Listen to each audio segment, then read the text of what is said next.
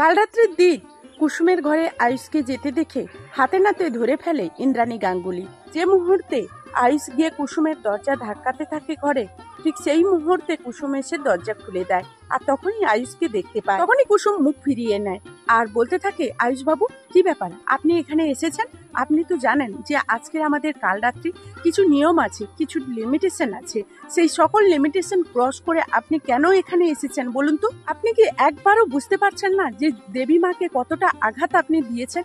আর সেই আঘাতে কাটা ঘায়ে নুনের ছিটে দেওয়ার জন্য আপনি এভাবে উঠে পড়ে কেন লেগেছেন? মানে আয়ুষ বলতে থাকে, দেখো কুসুম, এসব নিয়ম লিমিটেশন তৈরি করা হয়েছে ঠিক আছে, কিন্তু এই নিয়ম লিমিটেশন পালন করতে গিয়ে অপর প্রান্তের মানুষটা যদি এত কষ্ট পেতে থাকে তাহলে আমি সেটা কি করে সহ্য করব বলো তো? তোমার পায়ে এতটা যন্ত্রণা হচ্ছে, তা সত্ত্বেও তুমি চুপচাপ সবকিছু সহ্য করে নিচ্ছ। তুমি একটাবারও ভেবে দেখেছো যে আজকের গোটা রাত যদি তোমার পা থেকে এরকম ব্লিডিং হতে থাকে তাহলে তোমার কাল সকাল পর্যন্ত তুমি কতটা অসুস্থ হয়ে যেতে পারো? কুসুম, তুমি যদি এখন অসুস্থ হয়ে পড়ো তাহলে আমি তোমার বাবাকে কি জবাব দেবো বলো তো?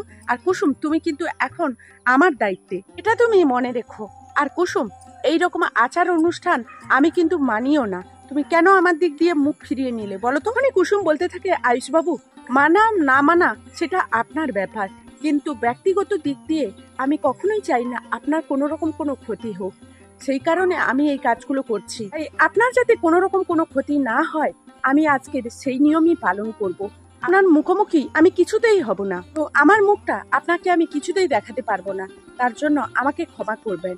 আয়ুষ যখন জোর জবরদস্তি কুসুমকে কোলে তুলে নেয়, মানে কুসুম বলতে থাকে যে ছোটবাবু, এটা কিন্তু ঠিক করছো না বলে আঁচলটা কুসুমের মুখে চাপিয়ে নেয়। তখনই আয়ুষ বলতে থাকে, তুমি তোমার নিয়মটা ঠিক রাখো, তুমি তোমার মতো করে তোমার চেহারাটা ঢাকিয়ে রাখো, আমাকে তোমার মুখ দেখাতে হবে না। আমার বরং যেটা কাজ আমি সেটাই করে এখান থেকে চলে যাব, আর সেটা কেউ জানতে পারবে না, তাহলে তো হবে। তখনই আয়ুষের কাকিমণি বলতে থাকে, তোরা স্বামী স্ত্রী দুজন কাল রাত্রি নিয়ম ভঙ্গ করে এতটা কাছাকাছি এসেছিস আর সেই খবরটা আমি দিদির কানে তুলবো না, এটা কি করে হয় বলতো? এই দৃশ্যটা আমি দিদিকে দেখাবই। তখনই আয়ুষ কুসুমকে যখন খাটের উপর বসিয়ে কুসুমের পায়ে মলম লাগাতে থাকে, ঠিক তখনই ঈশানের ছোট কাকিমণি চোর চোর বলে চিৎকার করতে থাকে। তখন ঈশানের কাকিমণির চিৎকারে সবাই জেগে ওঠে।